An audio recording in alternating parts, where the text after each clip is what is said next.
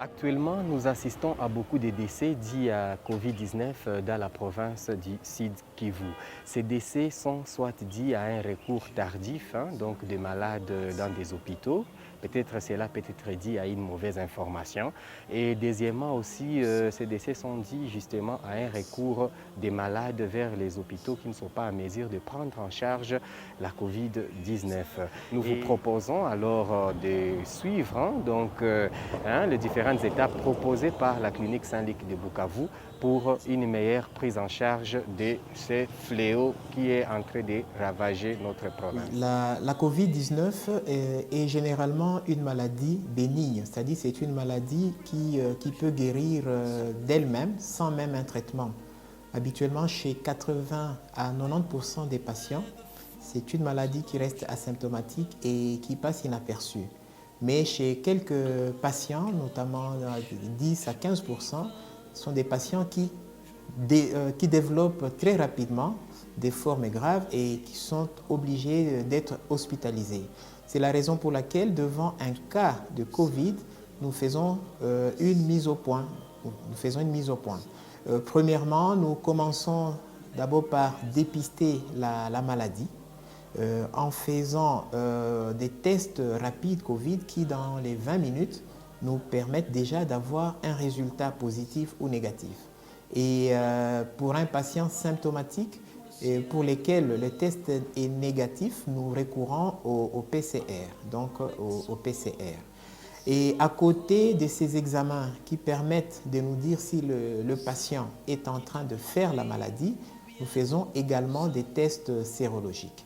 Les tests sérologiques nous permettent de voir si la personne a été en contact avec la maladie.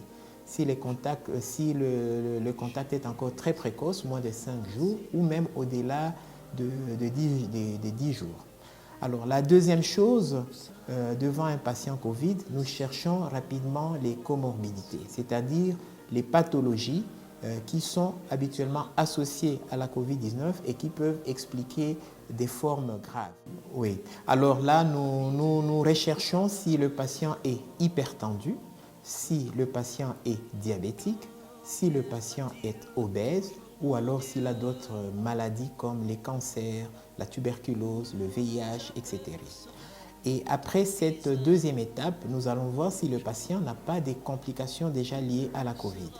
Et c'est là que nous voyons un peu la concentration d'oxygène dans son sang, c'est-à-dire la saturation en oxygène. Nous allons voir si le patient n'a pas déjà des complications au niveau des poumons, notamment une embolie pulmonaire. Là, il y a des examens de sang que nous prélevons, notamment les dédimères. Et au besoin, nous faisons un angioscan thoracique. Nous voyons si le patient n'a pas de complications au niveau du cœur. On va voir si le patient n'a pas de complications au niveau des reins. Et si le patient n'a pas déjà des complications d'autres infections bactériennes qui s'associent donc à la COVID-19. Alors, en fonction de tous ces éléments, nous allons classer le patient. Est-ce que c'est un patient avec COVID-19 forme légère ou alors une COVID-19 forme modérée ou sévère? Alors, en fonction de ces éléments, le malade, soit il va rentrer à domicile, s'isoler pendant 5 à 10 jours avec des contrôles tous les 5 jours, voir comment il évolue. Mais si c'est un patient grave, le patient sera hospitalisé et pris en charge au niveau de l'hôpital.